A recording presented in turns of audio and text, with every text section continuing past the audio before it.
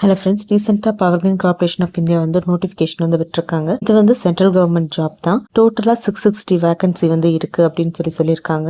இது வந்து permanent opportunity தான். இந்த இதுக்கு வேகன்சி வந்து ஆல் ஓவர் த இந்தியாவுக்குமே வேகன்சி வந்து இருக்கு. இந்த அப்ளிகேஷனோட ஸ்டார்ட் டேட் வந்து 20th April வந்து ஸ்டார்ட் ஆகுது. டோட்டலாக என்னென்ன வேகன்சி வந்து இருக்குன்னா, diploma trainee electrical, diploma trainee civil, diploma trainee survey, junior officer trainee HR, junior officer trainee F&A, junior technician trainee survey. இந்த பொசிஷனுக்குலாம் வந்து வேகன்சி இருக்கு. இதில் நார்த் ரிலிஜன் தனியாக, சதர்ன் ரிலிஜன் தனியாக, ஈஸ்டர்ன் ரிலிஜன் தனியான்னு சொல்லி வேகன்சி அவங்க செப்பரேட்டாகவே இது பண்ணியிருக்காங்க. இதில் நம்ம தமிழ்நாடு வந்து சதர்ன் ரிலிஜன் 2 கீழே வந்து வரும். வேகன்சி வந்து இருக்கு அப்படின்னா ஒரு ஆள் DTE, அதாவது டிப்ளமோ ட்ரைனி எலக்ட்ரிக்கலுக்கு வந்து பார்த்தோன்னா 51 வேகன்சி இருக்கு. அதே இது டிப்ளமோ ட்ரைனி சிவிலுக்கு வந்து 12 வேகன்சி. இதே டிப்ளமோ ட்ரைனி சர்வேக்கு வந்து 1.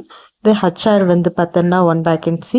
ஜூனியர் ட்ரைனி F&Aக்கு வந்து பார்த்தோன்னா 15 வேகன்சி. ஜூனியர் ட்ரைனி சர்வேக்கு வந்து பார்த்தோன்னா 1 வேகன்சி. ஒரு சதர்ன் ரீஜன் 2க்கு வந்து பார்த்தோன்னா 81 வேகன்சி வந்து இருக்கு அப்படின்னு சொல்லியிருக்காங்க. இதோட எலிஜிபிலிட்டி வந்து என்ன அப்படின்னா, அந்த DECக்கு வந்து பார்த்தோன்னா டிப்ளமோ வந்து சிவில் இன்ஜினியரிங்கில் வந்து படிச்சிருக்கணும் அப்படின்றாங்க. இந்த ரெக்யூப்மெண்ட்டில் வந்து பார்த்தோன்னா மெயினாக ITI படித்தவங்க இல்லை டிப்ளமோ படித்தவங்க மட்டும்தான் இந்த இதில் அப்ளை பண்ணணும். BE, BTech, ME படித்தவங்க யாருமே வந்து இந்த ரெக்யூப்மெண்ட்டில் வந்து அப்ளை பண்ண முடியாது அப்படின்னு சொல்லி அவங்களே மென்ஷன் பண்ணியிருக்காங்க.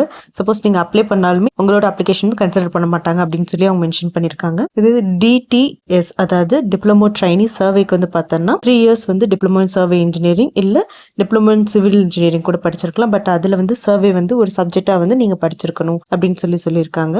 ஜூனியர் ட்ரைனி HRக்கு வந்து 3 years கிராஜுவேஷன் வந்து முடிச்சிருக்கணும். எய்தர் BBA, BBM இல்லை BBS வந்து படிச்சிருக்கணும். இதில் வந்து நீங்கள் வந்து மினிமம் வந்து பார்த்தோன்னா 60% மார்க்காவது எடுத்திருக்கணும் அப்படின்னு சொல்லியிருக்காங்க.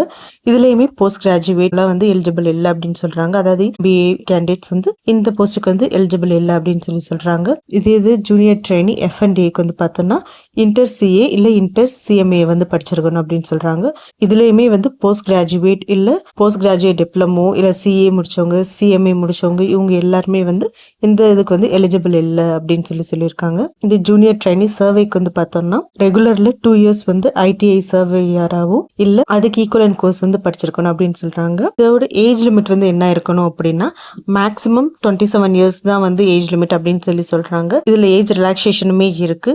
OBC-யா இருந்தா 3 years, SC ST-யா இருந்தா 5 years, PWBD X serviceman 10 years வரைக்குமே இருக்கு அப்படின்னு சொல்லியிருக்காங்க. ஸோ இதில் வந்து சேலரி வந்து எவ்வளோ இருக்கும் அப்படின்னா, diploma trainee electrical, survey, civil, அப்புறம் HR, F&A இவங்க எல்லாத்துக்குமே வந்து பார்த்தோன்னா பேசிக் பே வந்து 24,000 ஆரம்பிக்கும் அப்படின்னு சொல்றாங்க.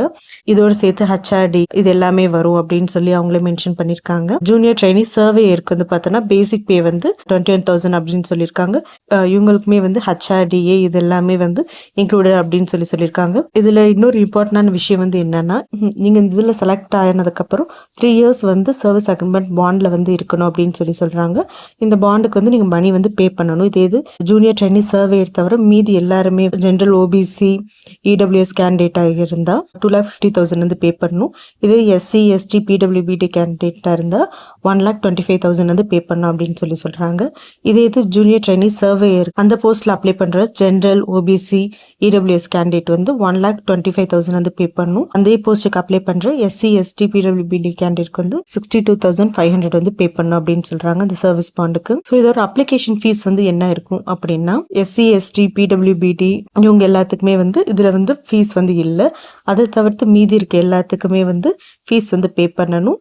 ஜூனியர் ட்ரைனி சர்வேயருக்கு வந்து 200, அதை தவிர்த்து மீதி இருக்க எல்லா போஸ்ட்டுக்குமே 300 வந்து பே பண்ணணும் அப்படின்னு சொல்லியிருக்காங்க. ஸோ இப்போ இந்த இதில் வந்து செலெக்ஷன் ப்ரொசீஜர் வந்து எப்படி இருக்கும் அப்படின்னா, எல்லா இதுலையுமே வந்து டெஸ்ட் இல்லை கம்ப்யூட்டர் பேஸ்ட் டெஸ்ட் வந்து நடக்கும் அப்படின்னு சொல்றாங்க. மோஸ்ட்லி கம்ப்யூட்டர் பேஸ்ட் டெஸ்ட் தான் வந்து நடக்கும். இது வந்து அப்ஜெக்டிவ் டைப் தான் வந்து கம்ப்யூட்டர் பேஸ்ட் டெஸ்ட் வந்து நடக்கும். இல்லை வந்து Part 1, Part 2 அப்படின்னு 2 பார்ட் வந்து இருக்கு. Part 1 பார்த்தா டெக்னிக்கல் நாலேஜ், ப்ரொஃபஷனல் நாலேஜ் வந்து இருக்கும்.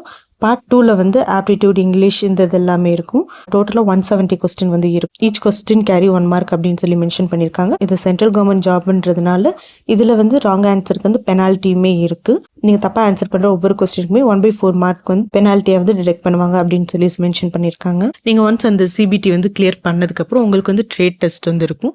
அந்த ரெண்டோட மார்க்கையுமே வச்சு தான் உங்களுக்கு வந்து ஃபைனல் செலெக்ஷன் வந்து நடக்கும். நான் முன்னாடி சொன்ன மாதிரி ஸ்டார்டிங் டேட் வந்து 20th of April வந்து இந்த அப்ளிகேஷன் வந்து ஸ்டார்ட் ஆகும். இதோட க்ளோசிங் டேட் வந்து 11th of May அப்படின்னு சொல்றாங்க. இந்த ரெக்ரூட்மெண்ட் ரிலேட்டட் உங்களுக்கு ஏதாச்சும் டவுட் இருந்தால் கீழே வந்து கமெண்ட் பண்ணுங்க. இந்த மாதிரி லேட்டஸ்ட் ஜாப் வந்து உடனுக்குன்னு தெரிஞ்சுக்கிட்டு இப்போயே போய் நம்ம சேனலில் போய் சப்ஸ்கிரைப் பண்ணி எங்களுக்கு சப்போர்ட் பண்ணுங்க. நன்றி.